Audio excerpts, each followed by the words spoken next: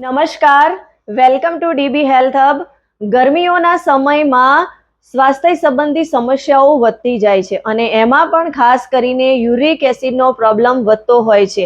કેમ કે uric એસિડને control કરવા માટે આપણી બોડીને હાઇડ્રેટ રાખવી બહુ જરૂરી છે અને ગરમીના સમયમાં આપણી બોડીમાંથી પાણીની કમી વર્તાય છે ત્યારે આપણા શરીરની અંદર જમા રહેલા ટોક્સિન જે છે એ બહાર નથી નીકળી શકતા અને એના કારણે આપણા શરીરની અંદર યુરિક એસિડનું પ્રમાણ વધી જતું હોય છે અને યુરિક એસિડનું પ્રમાણ વધી જાય છે જેના કારણે ઘણા બધા પ્રોબ્લેમો આવે છે, જેમ કે આપણને હાથ પગમાં દુખાવો થાય છે, ચાલવામાં તકલીફ પડે છે, સોજા આવી જાય છે, જલન થાય છે. આવા ઘણા બધા પ્રોબ્લેમો થતા હોય છે. તો આ બધા જ પ્રોબ્લેમોથી આપણે છુટકારો જોઈતો હોય તો આપણે આપણી ખાવા પીવાની આદતો ઉપર ફોકસ કરવું બહુ જરૂરી છે. આપણે યુરિક એસિડને જો કંટ્રોલ કરવું હોય તો ખાવા પીવા ઉપર ધ્યાન રાખવું ખૂબ જ જરૂરી છે. તો ઉનાળાની સમયની અંદર આપણે એવા કયા શાકભાજી ખાવા જોઈએ કે જેથી આપણા વધેલા યુરિક એસિડને કંટ્રોલ કરે અને આપણું યુરિક એસિડ જે છે એ નોર્મલ રહે, એના માટે આપણને હેલ્પફુલ થાય. તો આજે આપણે એના વિશે જ વાત કરવાના છીએ કે ઉનાળાની સમયની અંદર આપણે એવી કઈ શાકભાજી ખાવી જોઈએ કે જેથી આપણું યુરિક એસિડ જે છે એ નોર્મલ રહે.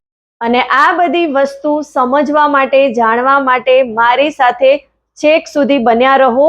અને એ પહેલા જો તમે મારી આ ચેનલ પર નવા હો તો મારી આ ચેનલને સબસ્ક્રાઇબ કરવાનું ના ભૂલતા. તો ફટાફટ સબસ્ક્રાઇબનું બટન દબાવી દો જેથી તમને નવા વિડીયોની હેલ્થ નોટિફિકેશન ટાઈમ પર મળતી રહે.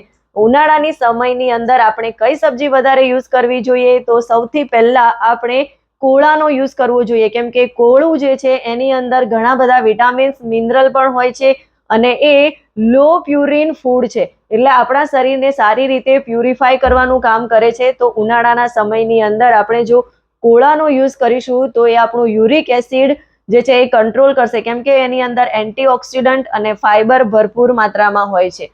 અને એ સાથે જ આપણે કાકડીનો યુઝ કરવો જોઈએ, કેમ કે કાકડીની અંદર ભરપૂર પ્રમાણમાં પાણી હોય છે અને એ આપણા શરીરની અંદર હાઇડ્રેશનનું લેવલ બનાવી રાખે છે અને સાથે કાકડીની અંદર જે ફાઇબર હોય છે એ આપણા શરીરની અંદર જમા યુરિક એસિડને બહાર કાઢવાનું કામ કરે છે.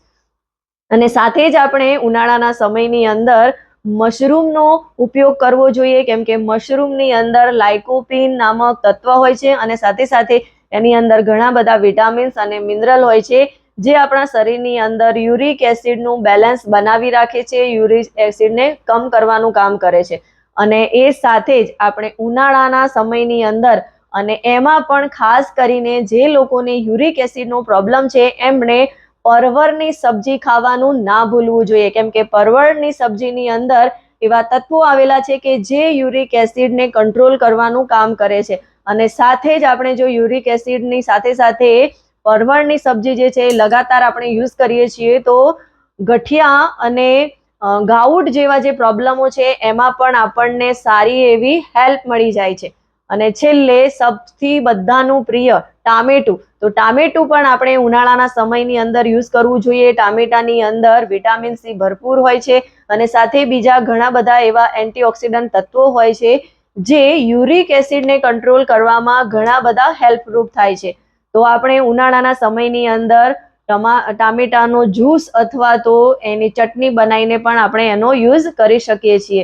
તો આ બધા જે શાકભાજી છે એ આપણે ઉનાળાના સમયની અંદર અને એમાં પણ ખાસ કરીને યુરિક એસિડનો જેમને પ્રોબ્લેમ છે એમણે તો એમના ખાવા પીવાના એને સામેલ કરવા જ જોઈએ. અને જો તમને આ વિડીયો સારો લાગ્યો હોય તો એને વધારેમાં વધારે લોકો સુધી શેર કરો અને મારી આ ચેનલને સબસ્ક્રાઇબ કરો. મળીશું નવા વિડીયો સાથે. Thank you.